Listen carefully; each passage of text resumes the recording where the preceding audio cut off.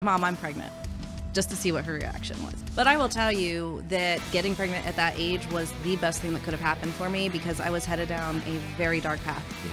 My oldest son kind of saved me. Went through M28 Ministries, actually, as a local ministry that helped me a lot. Amazing. I got my dishes and my towels. I had friends give me things. I bought things off of Facebook Marketplace. Nice. Don't be afraid to be polarizing in your content. Yeah. A lot of times we want to try to please everybody, but then you kind of miss everybody too. Yes.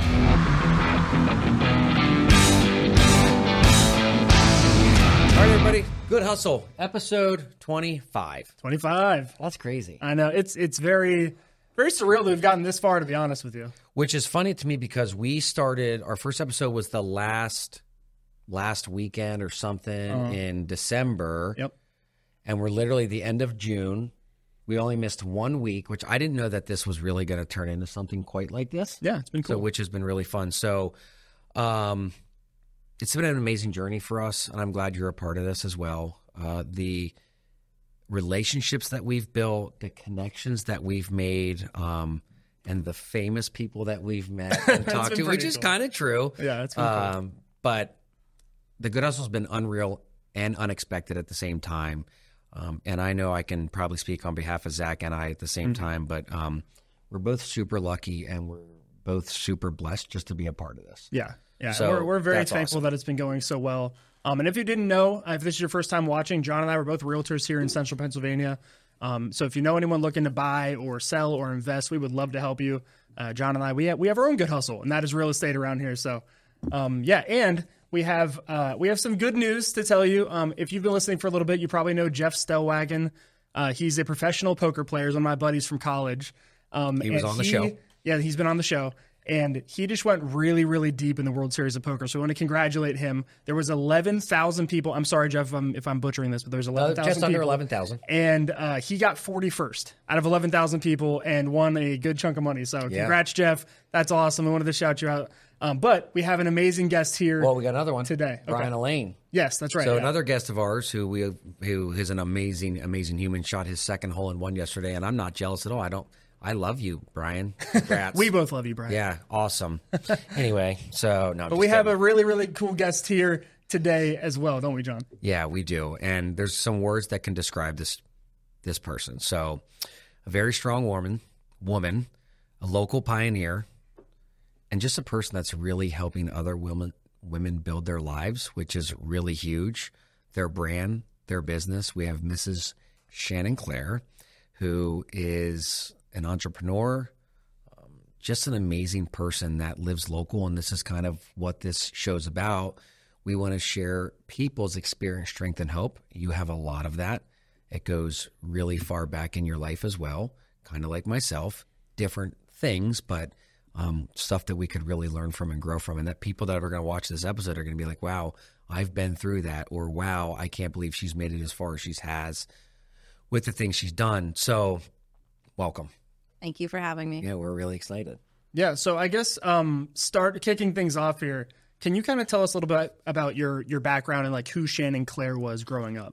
Yeah, so I grew up about 2 hours north of here in good old Williamsport, Pennsylvania. Shout out South Williamsport or real Williamsport? Real Williamsport. Oh, South is better. That's what everybody says. That's where the World Series is. I'm just kidding. It's like literally one bridge. I came from the rough side of the river. That 100% is true. That 100% is true. Yes. So I grew up there, small town, and wanted to get out of that town like most people do. You want to get out of the town you're growing up in, right? Landed in Dillsburg and then Mechanicsburg. So grew up with two sisters. Had my first child as a senior in high school. Yeah, we have to big. We have to talk we about will that. talk about that for sure. And that changed the trajectory of my entire life in a good way. Yeah, and led me to where I am today. Yeah, because when I looked at your timeline, which is really cool. If you go to her website, which we're going to post that and everything. Going to your timeline, just looking through the stuff that was on here, it was like in 2001 was, it says, and I'm going to do my first profanity on the show. It says, oh shit, I'm 17 and pregnant. And because we did break the profanity barrier two episodes ago with Ben. With Ben. Shout out Ben. So shout out Ben. But I don't even know what that was like as a 17-year-old because You know, when I was 14, I became an addict, and I was doing a lot of bad things. So, but I was doing them on my own. You're 17, and literally, how did you tell your parents? I'm sure That that's was fun. Like, how did that go? Yes. Well, my parents were divorced, and actually, my parents were teen parents. So my Okay. mom got Wow. pregnant at 15, Wow. and she had Oh, me at wow. 16. So you actually made it 2 years further than she did. I did. It was an accomplishment. I'm praying all of my kids make it even further. You know? right. Yes. Come on, 21. I'm just kidding. So I think I told my mom, I tried to like joke about it at first, and she was doing laundry in her bedroom, and I was like, Mom, I'm pregnant, just to see what her reaction was, you know? Yeah. And she was, of course, very flustered, and I acted like I was joking, and then I went back later like, yeah, I'm Same day? actually... I don't remember, to be Yeah. honest. That was like a lifetime ago. 6 years ago. Yeah. A very long time ago. And so I don't remember, but I do remember it was obviously hard. I had my grandmother tell my dad. I didn't want to tell my dad. Wow. But I was very supported. You know, of course, that's not what your parents want for you. They want you to go to college and, Sure. you know, have a solid, stable life before bringing children into the world. But I will tell you that getting pregnant at that age was the best thing that could have happened for me, because I was headed down a very dark path. Yeah. And my oldest son kind of saved me. Yeah. And how old is he now? 22. Wow, that's amazing. Wow. Mm-hmm. So can you kind of give us, I guess, like what it looked like in your world as all that's going down? Like what are you thinking as you? I'm sure you get the results and you're like, oh my goodness, like what is about to happen to me? Can you kind of take us through those emotions and like where your brain was going and like what you thought you were going to do after finding that out? For sure. I mean, it was, I'll never forget. I woke up one day and I just felt like I needed to go take a pregnancy test. Mind you, I was on the birth control shot. Okay. Wow. The shot. The shot, which is 99.9%. I was going to say, isn't that supposed to be like the effective? surefire one? So what's your son's name? Brennan. He's a miracle. He is truly a miracle. He was meant to be here. Yeah, 100%. He's an incredible human being. But yeah, I remember I took a friend with me to like the hospital, to the pregnancy care place. You could just walk in, did the test, and I sat in the waiting room probably for 2 hours. And I told her, I'm like, all right, we're leaving. I'm not pregnant anyways. I'm not waiting any longer. I go to tell the desk that we're leaving. She's like, wait, the nurse needs to talk to you. Oh. And my heart sunk, because I will tell you, I mean, I'm a Christian woman, and I think that it was 100% God leading me to go there that day. Amen. I had no other signs of being pregnant other than I felt like I needed this urgency to go take a test. And so I go back to the room, and the nurse was actually kind of mean, not supportive at all, you know, and she told me the test was slightly positive. And I'm like, what does that mean? What? What does that mean, you know? I'm slightly one-eyed. Okay. And she said, you're just very, very, very early. And so you need to retest, you know? Okay. And I remember I was like laughing because I have a nervous laugh. And so I was laughing about it. I didn't think it was funny, but I didn't know what else to do. And my friend is shocked because she wasn't expecting that, Yeah. you know? So it was an interesting way to find out that I was pregnant. And I tend to, in emergency kind of situations or shocking situations, I get really calm. So I stayed calm, and I just kind of roll with the punches. You know, it is what it is. And I knew from the start I was having this baby. I had people trying to convince me to give him up for adoption. Really? Oh, yes. Yes. And I even went to like an adoption interview just to say I did it. Yeah. And I sat in that room bawling my eyes out the entire time. You knew. Oh, I knew. There was no way I wanted to give him up. And even the woman sitting across from me, she's like, I think you're going to be a really good mom and you can do Wow. this. I think if you're feeling those emotions, that tells you where your heart is. Oh, right? yeah. And it's nice that you knew it before you went even inside the door. Like, you knew, like, I'm just doing this to save face for whoever's telling me to do it. Yes. But at the same time, like, deep down in your heart, you knew I'm supposed to be a mom and this is supposed to happen right now. Absolutely. Which is amazing, because when I look at a 17-year-old today, or even when I was a 17-year-old, I was a child. As a child. And you made some pretty grown-up decisions at that time that obviously are been really beneficial for you. And you have this son who's 22 now. Is he crazy. So what's he do? Well, You have how many kids? Let's tell the audience. I have 4 kids. Right? And Yes. they age from 22, and what's the youngest? 3. Oh, wow. Yes. Yes. It is. It is what it is. Yeah. It is hard. It is hard. I believe It that. is. I never anticipated how difficult the age gap would be raising, toddlers and teens and young adults all at the same time. They all have such different needs. It is not an easy task. Yeah. But we're doing it. I believe that for sure. So okay, so you find out that you're pregnant and everything, and you alluded to the fact that you were heading down a bad road, right? So like, what were your plans? Where were you going before this had happened in your mind? Like, what were you thinking that you were going to become before this all changed for you?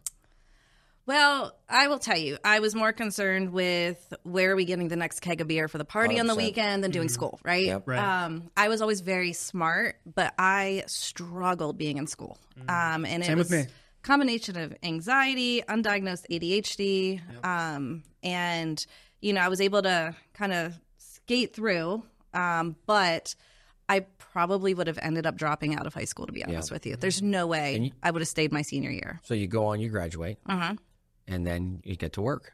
Yeah. Yeah, which is kind of, I did that. I mean, I went to college for 7 years off and on for 4 different colleges, never graduated. I have a couple of associate's degrees. John got mad at me that I graduated college. Yeah, I was like, what the hell? He's like the only one in this room, I think. That's fine. I think everyone else was a dropout. Yeah. But he was from SHIP, so I don't even know if it really Yeah, that doesn't counts. really count. Doesn't it's really like count. it's like the McDonald's of college. Yeah, well, I would say It's yeah, red. It's red. It's red. Yeah, I would say You McDonald's. get what you but, pay for. Yeah. but ultimately, so you had to get to work. So what were you doing? Like right out of high school, you're like, okay, so what am I going to do now? How am I going to make money? Where am I going to live? What am I going to do? Like, how did that unfold for you at such a young age where you had to make these big decisions? Well, actually, I got married right out of high school. Okay. So Did you really?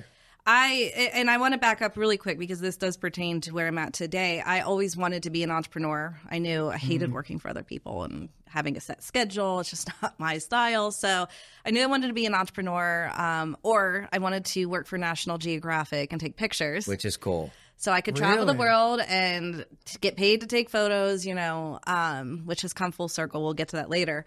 Yes. So right out of high school, I had my son my senior year in April that year. I got married in December after I graduated.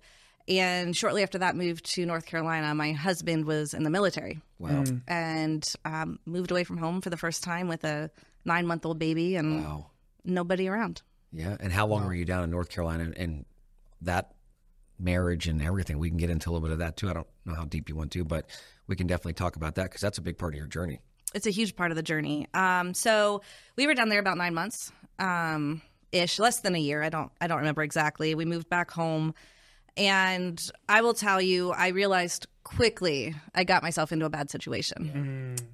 So I was a different person in high school. I was broken. I was, I had my issues, and I was accepting being treated in a way that wasn't the best from the start. But I didn't really know any different. And I was just used to chaos and that energy in my life. And so that is what I allowed. And that marriage lasted for 15 years. I had 2 more kids. And it was 12 years in that I realized, this isn't just a rocky marriage. It's not just hard. This is actually abusive. Yeah. And again, it was a God thing because I never even This is 12 years in, considered you're thinking? 15. Well, 12 years in that I realized So you're that it was 30. abuse.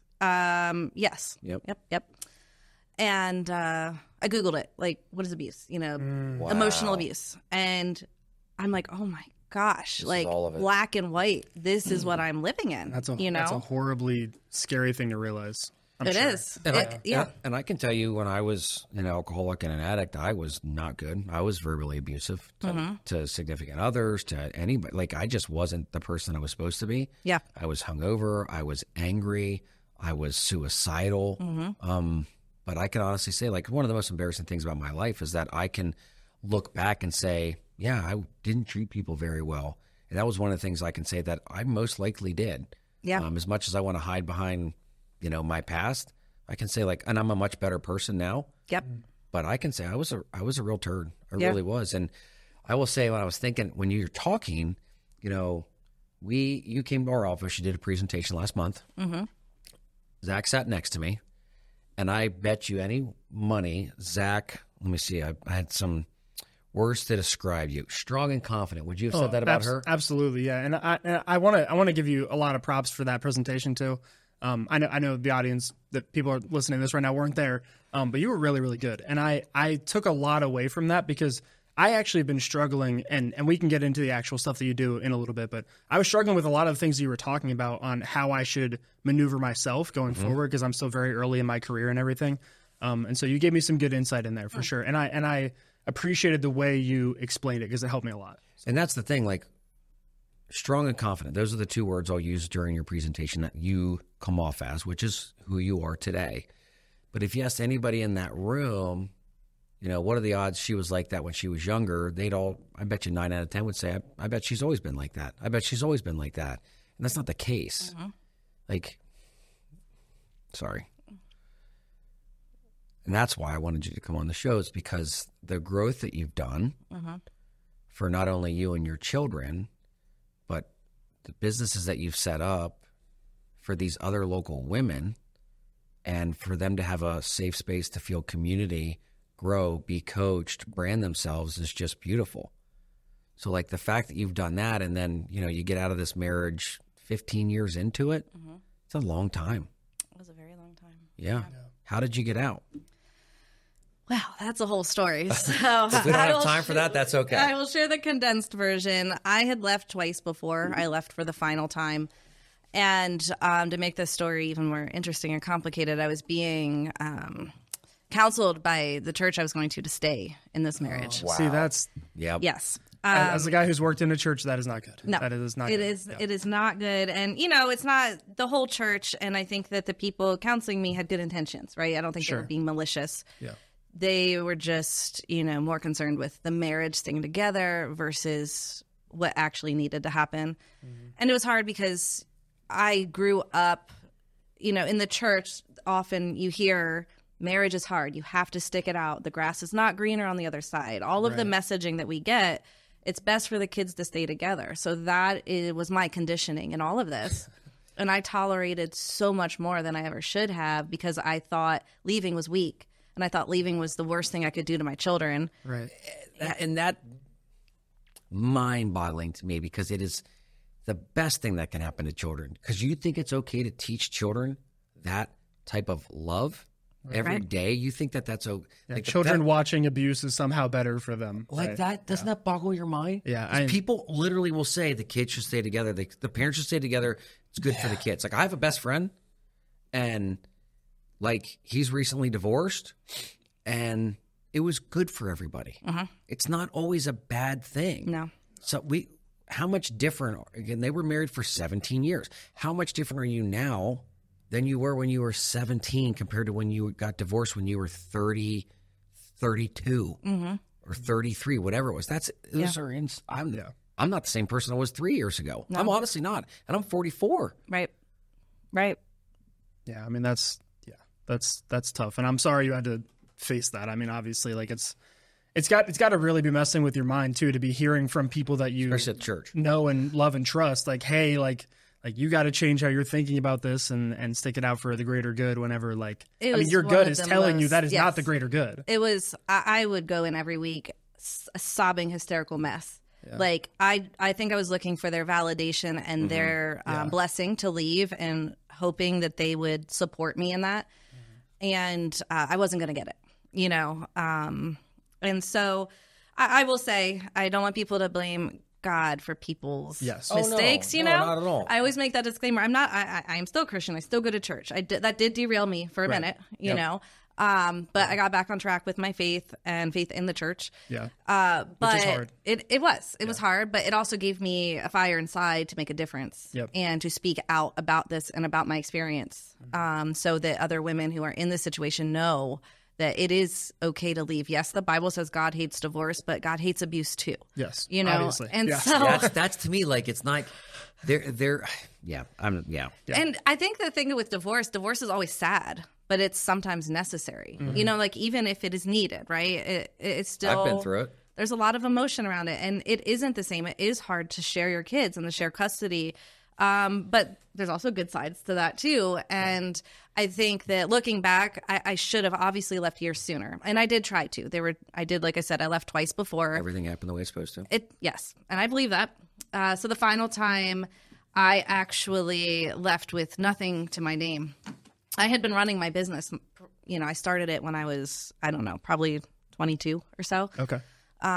Pretty part-time when my kids were little. I homeschooled them for a number of years. I used to focus on weddings, so that way I was just working weekends and I had to live with them. I remember you mentioning that in the training. Yeah, because I do not do weddings anymore. Yes, I remember that. Yeah, but I would love to know why. I do want to hear about your first wedding because from what I saw, you were not prepared. No, I was not prepared at all. Now, mind you, to everybody that's listening, this is in the middle of all of this going on in this marriage. She buys an SLR camera. Mm-hmm. She says, I don't want to work for the man. Mm-hmm. Like, I want to do my own thing. I don't want a boss. I want to start doing things on my own and making my own money. Yeah. So you get a camera, start doing photos, get hired for a wedding, and that was real fun. It was real fun. It was, and listen, this was before digital was like a real thing. So this was on film.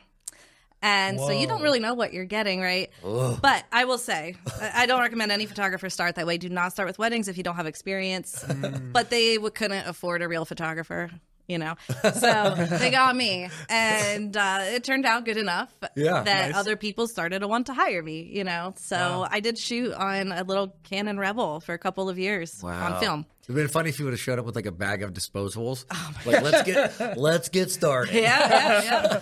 I mean, I actually think I lost money because it was so expensive to buy the film and to develop it. I didn't charge enough to even cover my costs for that. Wow. So that's a write-off. That's good. It was. There you go. Yes, exactly. So I guess that's kind of when the business stuff started at around like 22. Yes. Okay. Mm-hmm. So can you kind of take us through like the origin of that, or where you got the idea and like where all that came from? So remember, I was always into photography, and I did have a job at a daycare at that time. My son went to the daycare. I worked there, so I could be with him still. And my boss was such an encouraging, inspirational woman that she knew what I really wanted to do, and she kind of is the one that pushed me into it. So she got me that first wedding. She knew the people getting married. They couldn't afford it. She printed me up a little flyer, and it said Shannon Claire, professional photographer on there. Oh, nice. And I had a freak out moment because I'm like, Brenda, like, I'm not a professional photographer. You cannot put that. I can't say I'm a professional. And I learned a really valuable lesson from that moment with her.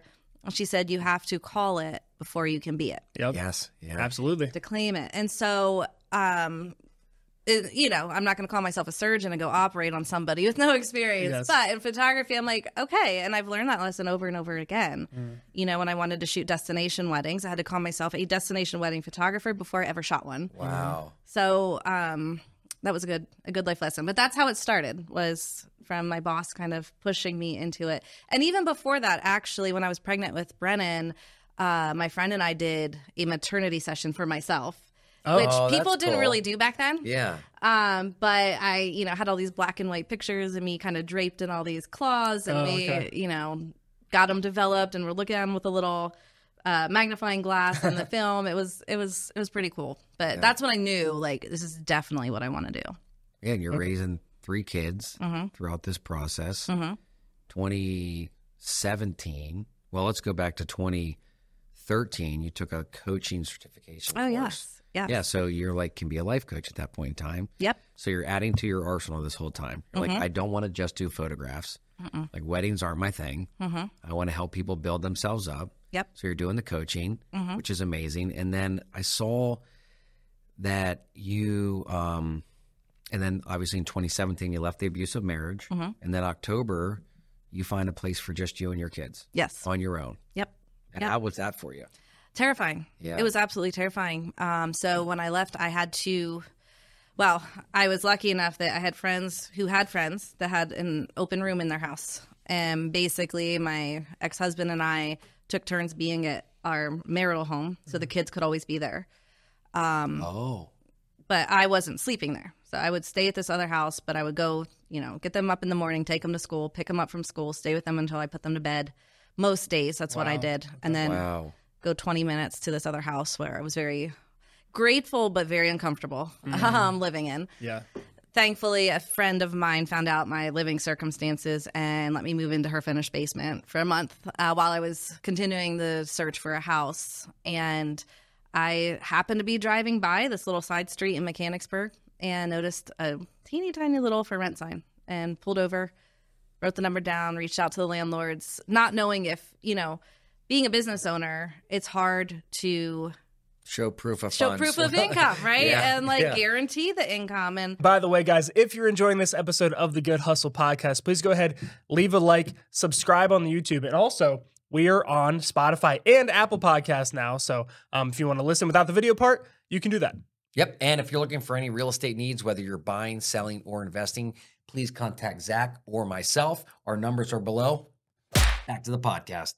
My accountant was able to write a letter for me saying, she's been working with me for a number of years. I'm profitable, et cetera, et cetera.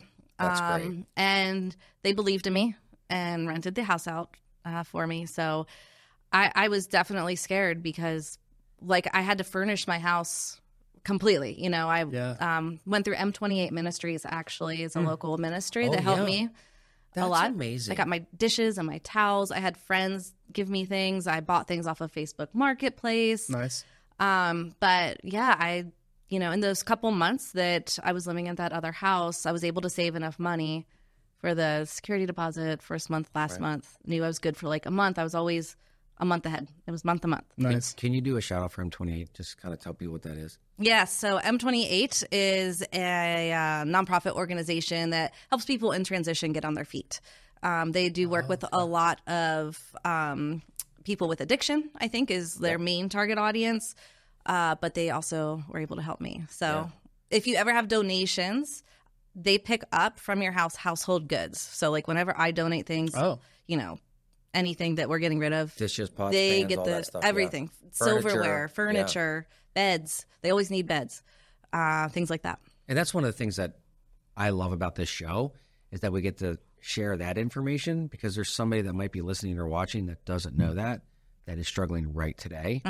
And if you're being here plants one seed to help somebody get a couch, right? I'm okay if that's the only seed that's planted. I'm sure there's going to be many more. But that's what I mean. That's the cool stuff that I don't know everything about our community. Zach doesn't know. Yeah, I never heard of that. Yeah. And people don't know about it. They don't know where to get help. And how hard was it for you to just finally ask for help? That's the hardest thing in the world. When I got sober, when I finally waved that white flag and said, I need help, that was the biggest decision I ever made in my life. Yeah. I like to be the helper. I don't like to ask people for help. Yeah. So it was. I think everyone's kind of that way. Yeah. You don't want to be in that vulnerable. You don't want to be the position burden, asking. you know. And you're not. I want you to hear this. If you need help, people want to help, and it is fulfilling for people to have the privilege of helping, right? And so, ask for the help as you need it. It was a huge, life lesson for me to be able to kind of humble myself and say, I have nothing. Even talking about it now, some people might be embarrassed by that. I had to get free stuff just to live. I mean, I was at the point looking into shelters even for me and my kids, and I never wanted to have to do that. So thankfully it worked out that I didn't have to. But that little home served us well, and it was exactly what we needed at the time. So how did the business start really evolving over time? And where did you start to get, I guess if you want to call it that big break, where was the breakthrough point for you as you were ramping up the business from just wedding photography to coaching to everything else? So about 2013 was when I started to get a little bigger, right? So that's when I set weddings aside. I started to focus on brand photography specifically for female entrepreneurs because I was deeply embedded in the online coaching space at that point, which was still kind of new. It wasn't what it is today.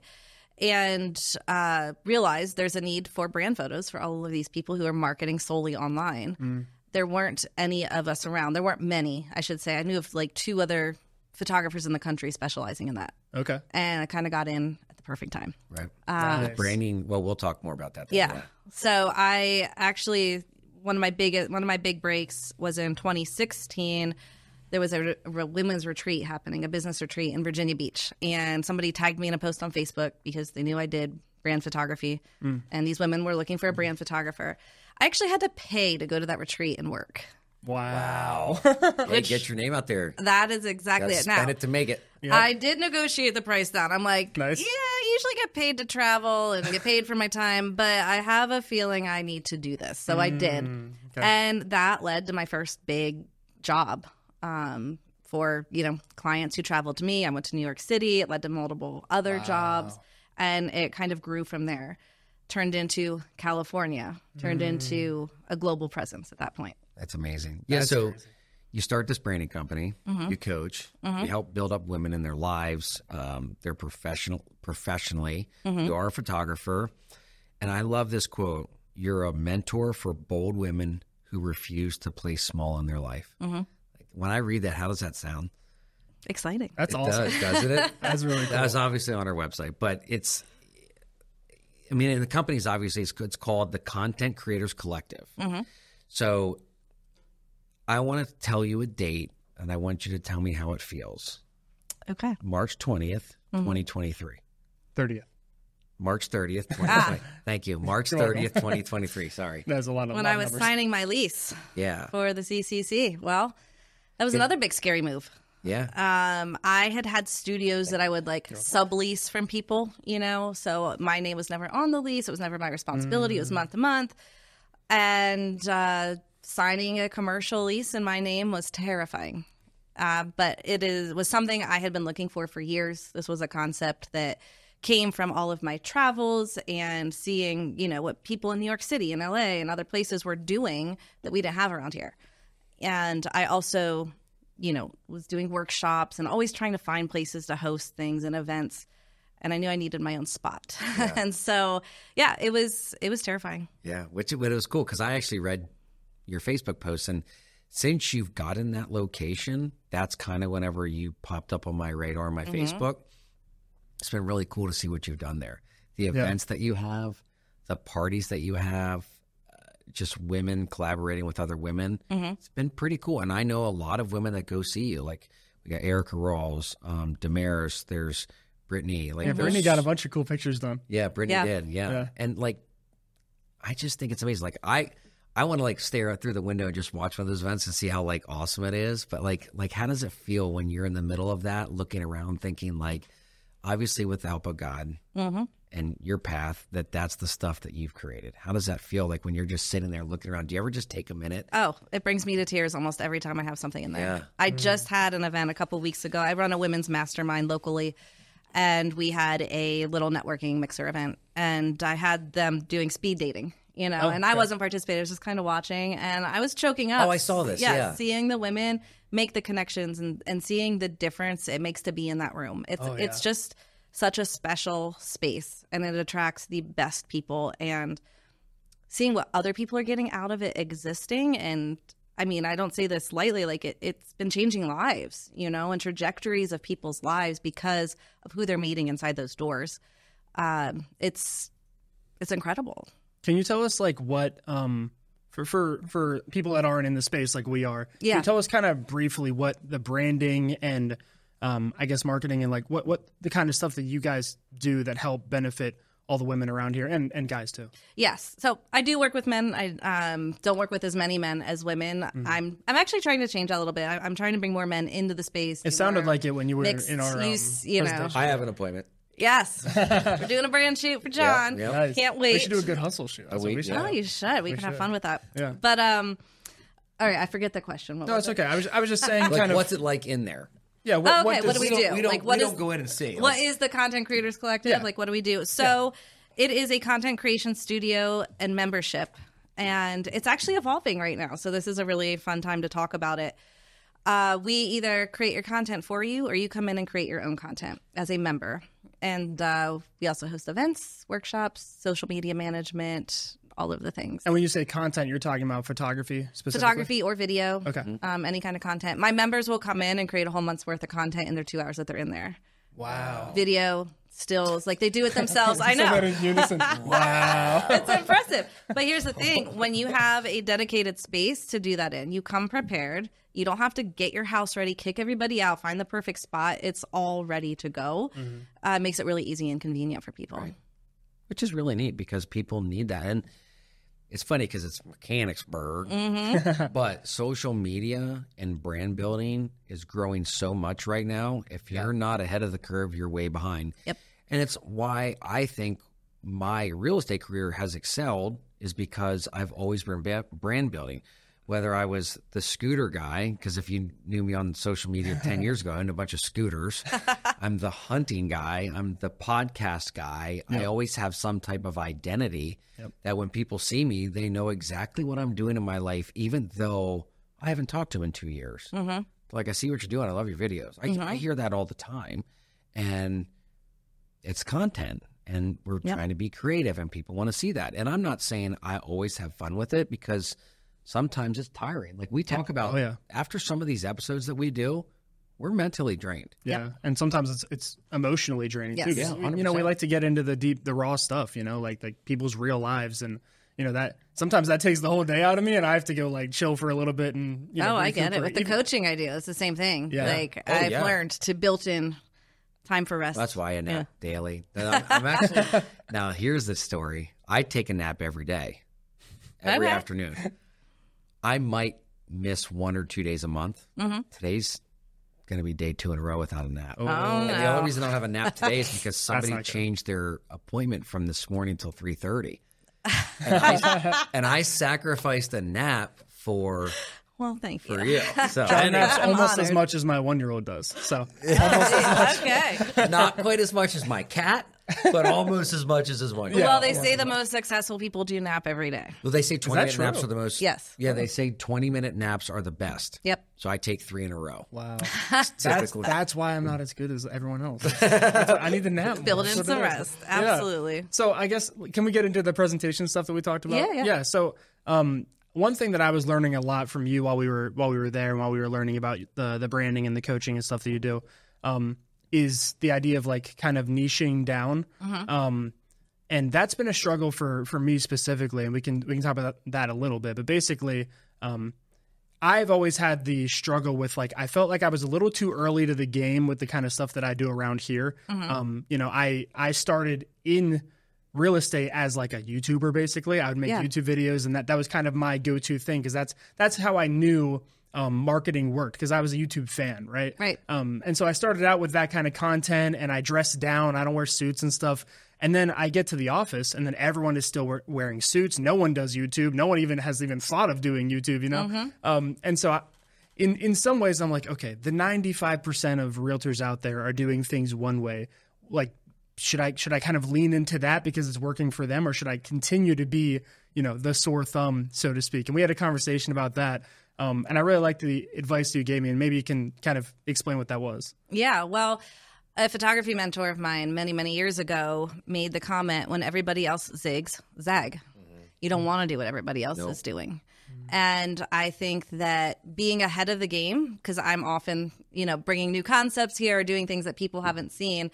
When I was working with people from all over the U.S., it was different. And here it takes a lot more explaining, right? We're rural. It tends to be a little bit behind the times. Right. So it can be hard to be in that position, but pretty soon everybody's going to be following you and looking to you as a leader.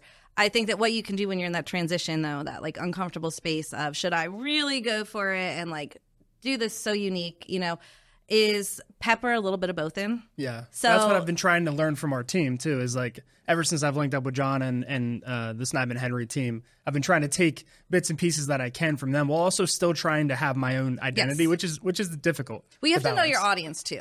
Yeah. So depending on where I'm going, like, I will feel more freedom to dress a certain way, or I'm going to wear, a suit, but it's probably going to be bright pink. Right. Like I did for the presentation, Actually, it was the same color as just shorts. Yeah. But that's the thing, like what he just said, and Michelle, Trent, myself, and Zach, we all run our businesses differently. We're all 4 different agents. I am, like I said, I'm 44. He's 29. But I run my business a lot closer to him than I do how they run their business. Trent's a Pop-Tart. That's what they call him, Pops Up He Goes.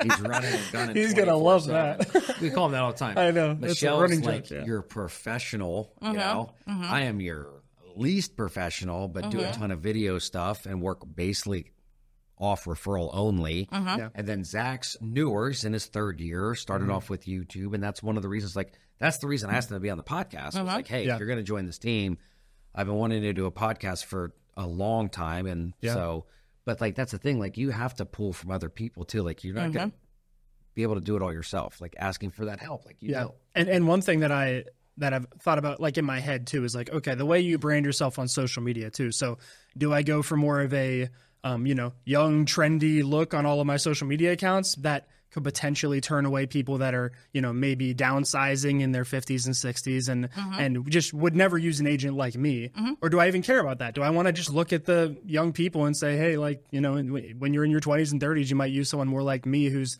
I guess you want to call it like modern, down to earth, like whatever you want to say about it, right? Those are all the questions that have been running through my mind for a while. And so it was really great to hear your advice on that and how you would build it if you were me, Yeah, I think, know your audience, know who you work best with, who can you best serve, and cater to those people only. And I think that don't be afraid to be polarizing in your content. Yeah. A lot of times we want to try to please everybody, but then you kind of miss everybody too. Yes. So when you can really stand out and be unique, you're going to become that go-to guy for the right people. And that's what I did with my photography. Like when I was niching down into branding, it was an identity crisis.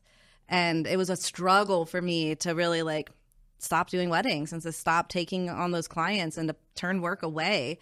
Now, it doesn't mean you have to do it that way. The way I do it now, yes, I do other photo shoots on occasion. I just did a senior photo shoot for Damaris's daughter. Yeah, you did say that. But I don't advertise for Shout that out on to my Damaris. social No, media. but it's also a client that you want to work with. Well, true. I would And want to work with Damaris, her too. Yeah, and that's the whole thing like that I've learned over the years is working with like-minded people. Like even though our team all runs our stuff differently, we're all very like-minded people, and I think that's what's most important. So you might be pushing your ads and your YouTube and your presence and Facebook and Instagram towards 20-something, early 30s, but there's gonna be people that they're related to that are gonna say, hey, listen, you really need to use Zach. And I think that's what the self-branding that I'm not like tooting my own horn, but that's something I've always been good at is branding.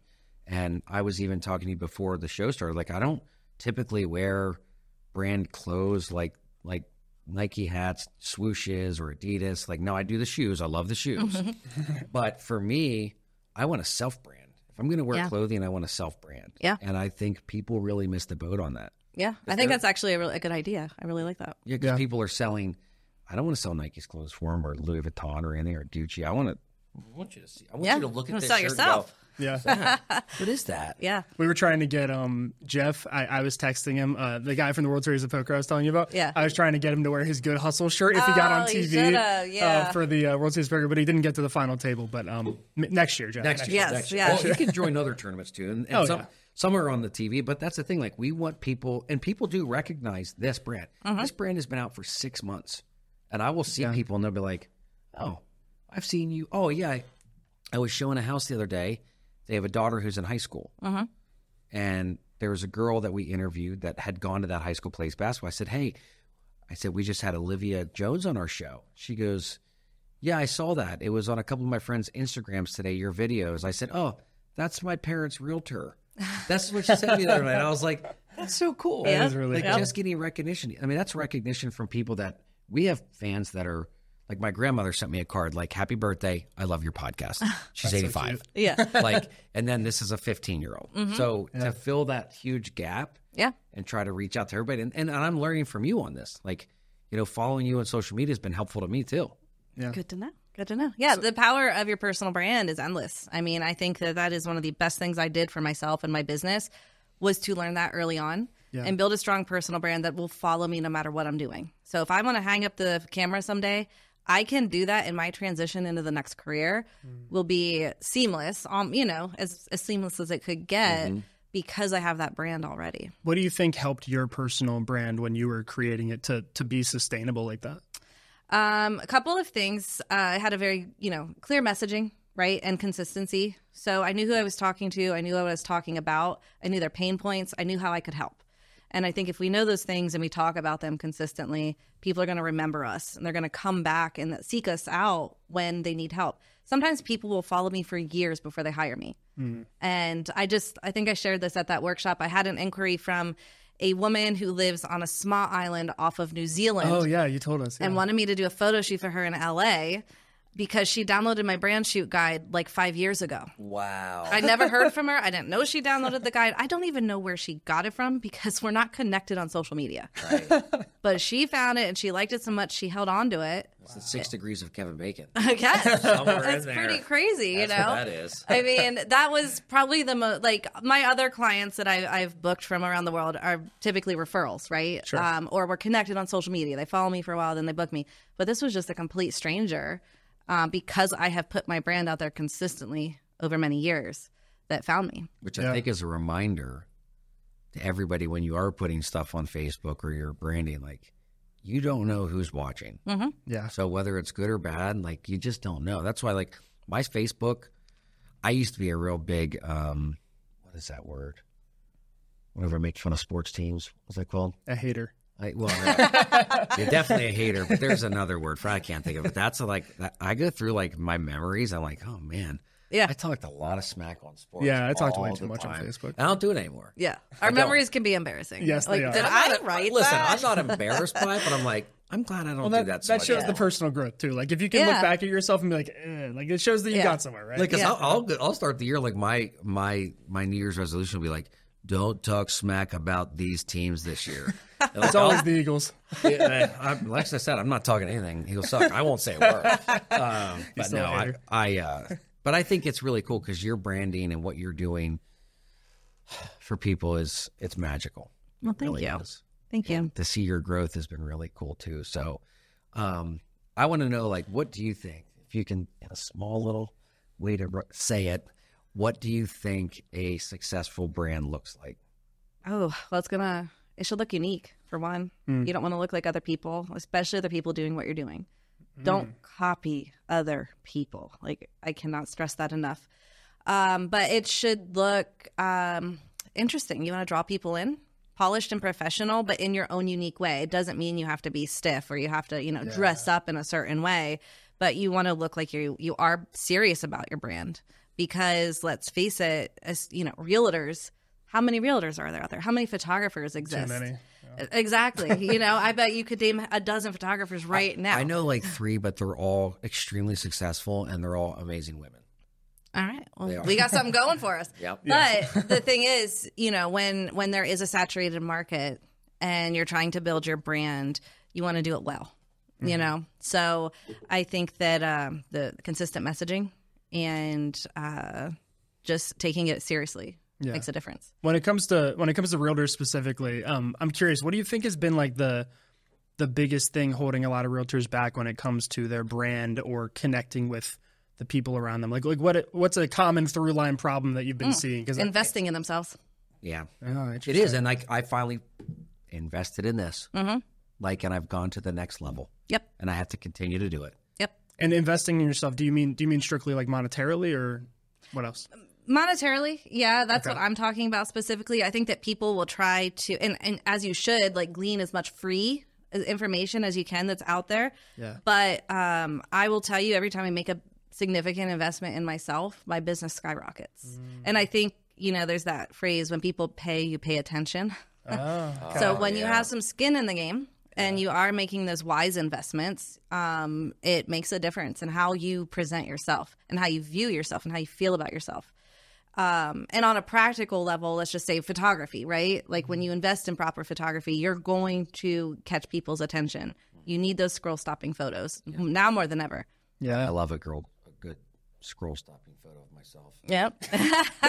There's not that many of those. There's not. You're going to have a lot I in a have couple to months. I have to put sunglasses on for those. So. No, I'm just kidding. No, but, and I mean, you kind of answered our last question, but I want to at least have Zach take you out. Yeah. I guess maybe last piece of advice here for young women or even young guys like who are thinking about becoming an entrepreneur like you, because at the end of the day, you're doing all these things because you're an entrepreneur, you're a hustler. Like you know a lot, and you could probably kill it in a million industries, right? So I guess what is your advice for people out there who are young, who are aspiring, maybe someone who's in a tough situation like you grew up in too? Like what is your advice for them? How can they get started in the game? Start before you're ready. You're never going to feel ready for what's coming, and you just have to start. Don't care about what the people around you think. That holds so many people back because they're worried what their friends are going to think or what their family's going to think. And it is hard for those people in our lives who have known us forever to view us in the light we want to be viewed in if we are changing, even in a positive way. And so I think those are two of the biggest things with getting started is And surround yourself with people who are where you want to be. Yeah. Get in the right rooms. Pay to be in the right rooms if you need to. Mm-hmm. Yeah, just like my dad said, you are who you hang out with. Yep. And 100%. Best piece of advice I ever got as a kid. I tried to pound that into my kids' heads. Like that. That's one of the biggest lessons I want them to learn. Like, period. You know, surround yourself with good people who are doing good things in the world. Yeah, and to give John his flowers, that's exactly why I linked up with him. So seriously. So I want to thank you for coming on. It was a really, really good episode, and I think it's going to open up hopefully some more doors for you. It's definitely helping me, and we just look forward to watching your journey grow and to see you continue to help local people, especially the local businesswomen that are just trying to build their business in their lives. So we appreciate everything you're doing, and I can't believe we've done 25 of these. Yeah, I know. And we still like each other. For now. For now. So thank you so much, and it's episode 25. Thanks, guys.